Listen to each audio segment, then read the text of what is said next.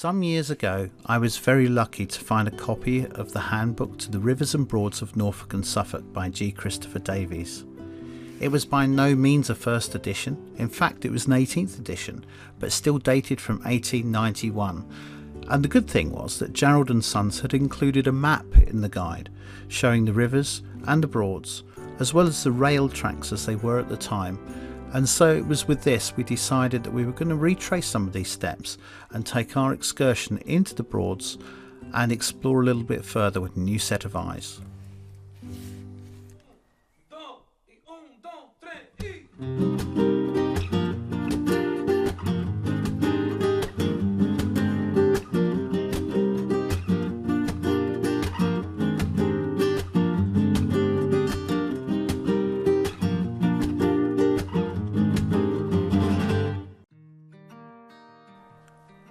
The lock at Mutford was built sometime in the 19th century, but Christopher Davies certainly mentions it in his book.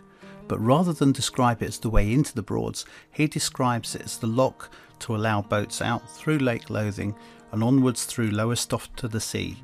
For us though, it was the start of our journey, the start of a leisurely few days where we could just relax and enjoy the beautiful sunshine that June had brought us.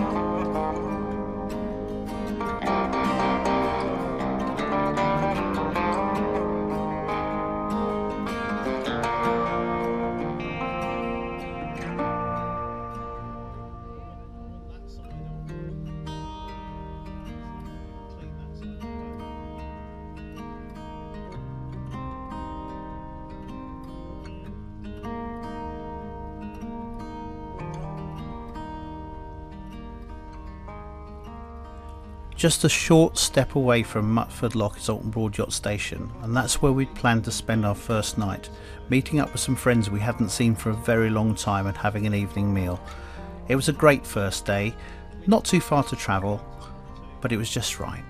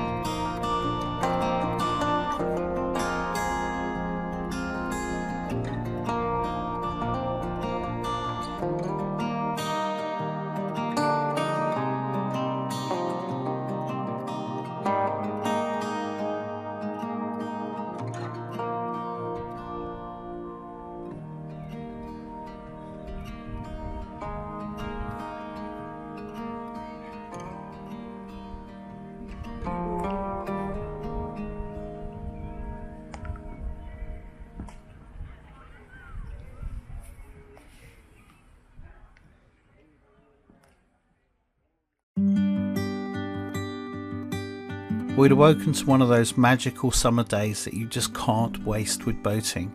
But we only had a few miles to go. We were literally just going to go around the corner and get away from the wind and enjoy the day with a couple of friends of ours. But first, we took Hamish for a little walk around the park, and he really enjoyed it. And then we got ourselves on our way. And what a beautiful day it was.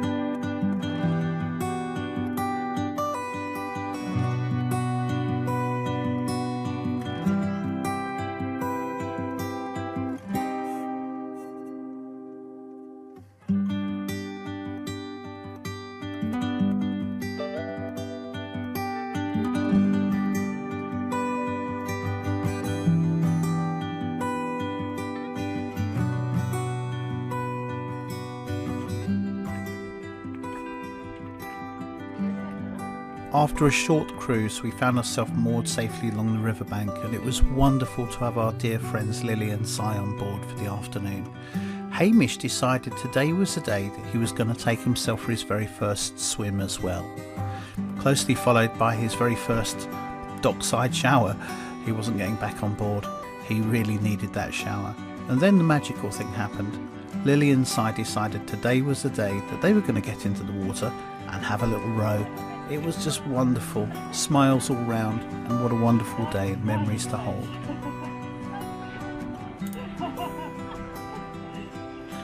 You're going to get hit by a canoe. It's going to be a terrible collision.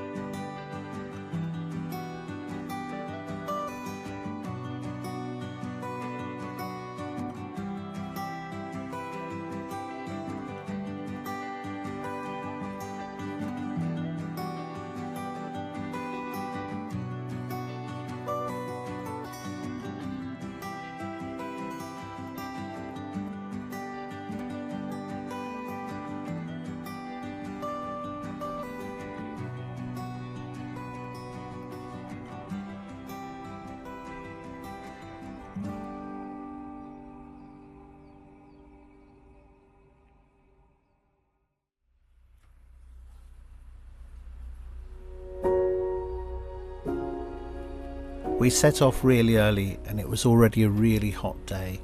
We were pleased to see friends of ours passing us on the river, but we intended on travelling all the way to Surlingham Ferry House that evening, and that meant passing through the notorious Somerleyton rail swing bridge.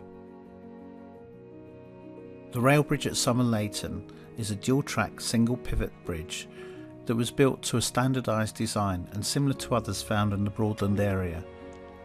It enables the bridge to be swung open so larger traffic can pass beneath, and it's interesting to see that the bridge that preceded it was a single track bridge, and even that was problematic.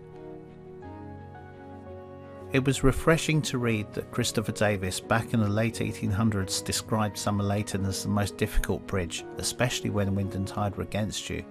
However, it was this bridge that caused us anxieties too, because the modern bridge is prone to rail expansion, and when the temperature heats up, the bridge jams closed, so we really hoped that we could get through without any difficulty.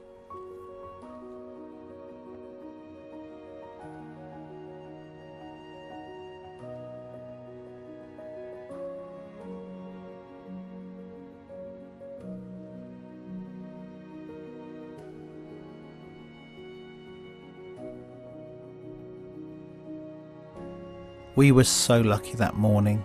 We were one of the very last boats to pass through the bridge before it closed due to the hot weather. So we decided to continue our journey past the moorings at the Duke's Head, looking out at the beautiful houses of Herringfleet and tipping our cap as we passed the stanchions of the old swing bridge where the East Suffolk line used to be.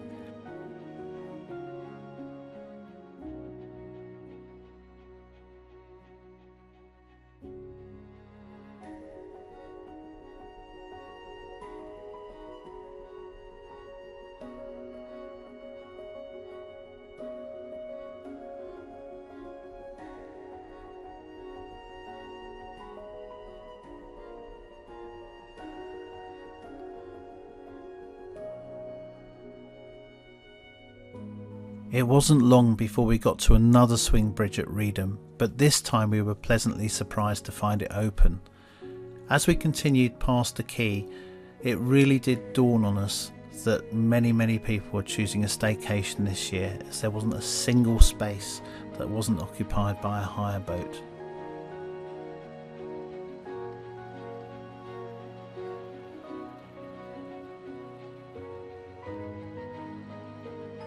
Our beautiful river cruise continued. The sunshine was beaming down and we just enjoyed the sights, passing Cantley, Brundall and then onward to Somerleyton, where we had a berth for the evening. It really was the most wonderful day.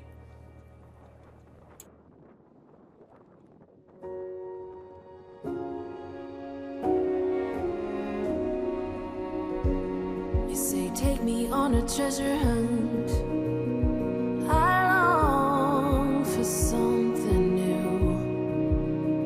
Have you heard the fairies when they sing and dance? Oh, I wish it was me every night. When I close my eyes, I see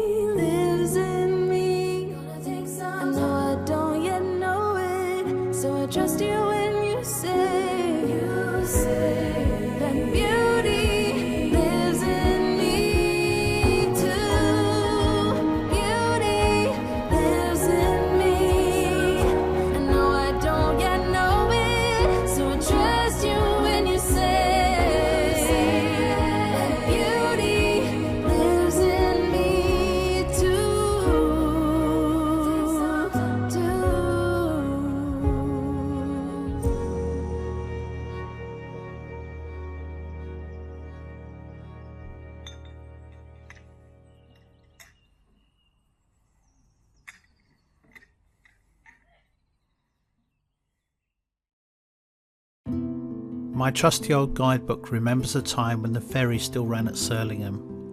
6 miles by river from Norwich next came into view, writes Christopher Davies. The house, with its picturesque gables, lies in the shadow of a group of fine trees. A horse and cart was being ferried across a huge raft as we approached, and the chain was only just dropped in time for us to pass. It really wasn't too difficult to close your eyes and imagine what Christopher Davies saw on the river that day when he passed.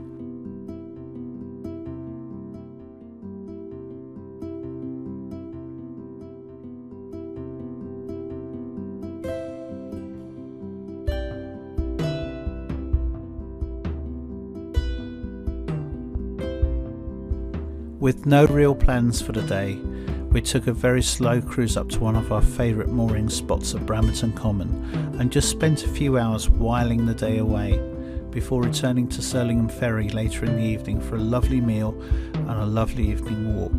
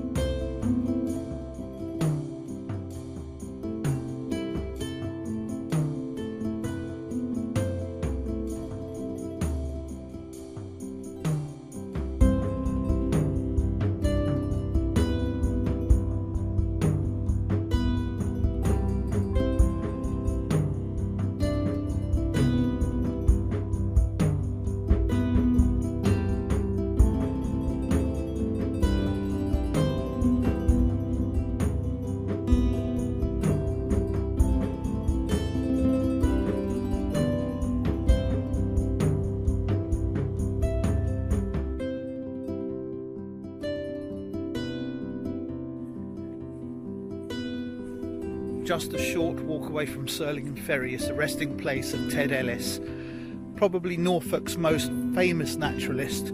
His legacy to the world was Wheatfen Broad. Wheatfen Broad itself is probably one of England's best kept nature reserves, and his study centre, close to where his cottage was, is renowned the world over. Ted was buried here in 1986, and some years ago his wife Phyllis joined him, and there's a very poignant gravestone near to his burial site, and that's where we're walking up to this evening, and what a lovely evening to do so as well.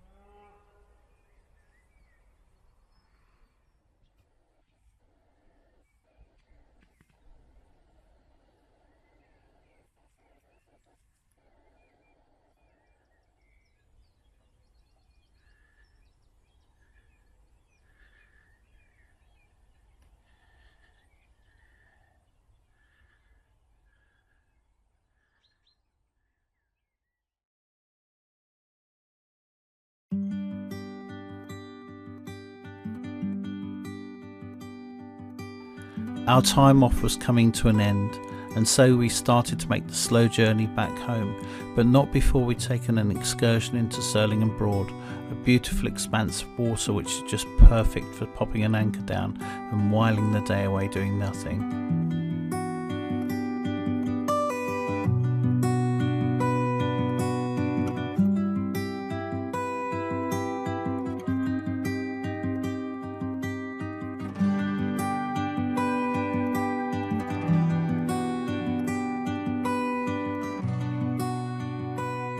And so as we left the tranquility of the Broad and began our long journey home, we felt extremely lucky to have had such a wonderful week away.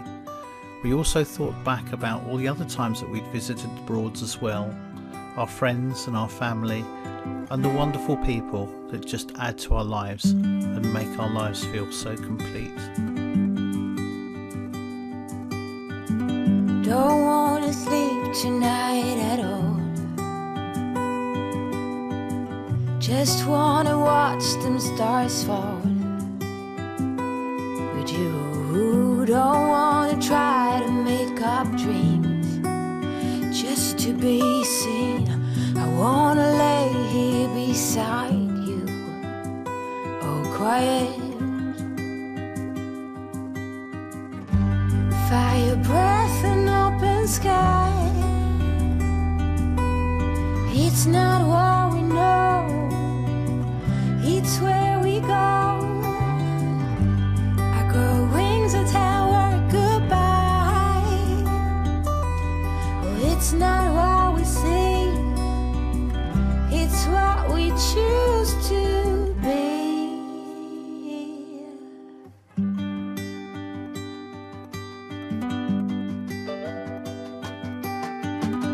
Sunflowers, high grass and bare feet.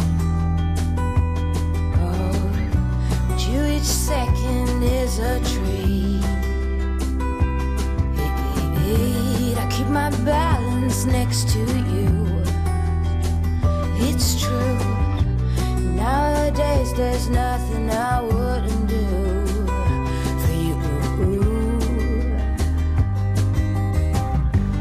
Fire breath and open sky. It's not what we know, it's where we go. I grow wings and tell her goodbye. It's not what we see, it's what we choose to be. We're beyond good. I've never been so ready. Fire breath and open sky. It's not what we know, it's where we go. I grow wings and tell her goodbye. Oh, it's not what we see, it's what we choose to be. Fire breath and open sky. It's not what we know, it's where we go. I grow wings and tell her goodbye. It's not